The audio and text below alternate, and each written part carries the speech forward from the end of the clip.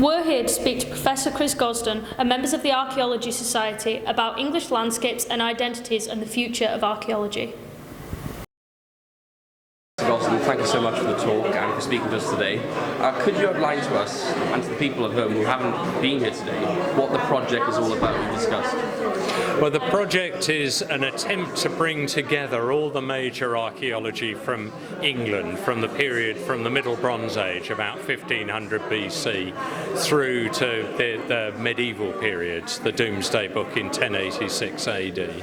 Professor Gosden's lecture was so interesting. How good is it to have somebody as senior as him talking to young people in the community? So I think Chris Gosden is absolutely amazing, particularly because he's the person whose books you read when you're applying here. Like, he's the chap who wrote Archaeology and Anthropology, he's the head of the Institute, he's the Professor of European Archaeology.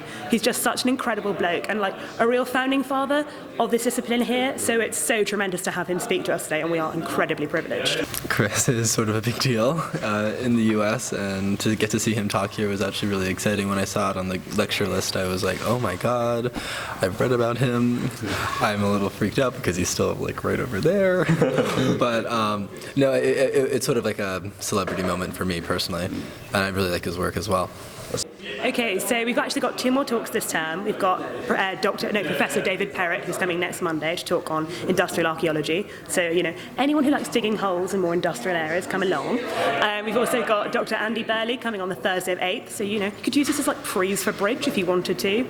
He's going to be great. I mean, people think of archaeology as you know, blokes with shovels, but actually, I mean, it's much more to do with computing, to do with imagination, to do with, you know, both men and women obviously doing it, and so I think a lot of the stereotypes that have been perpetuated by the television could be broken down, and archaeology, you know, exists as a digital discipline as much as a sort of shovel and spade discipline.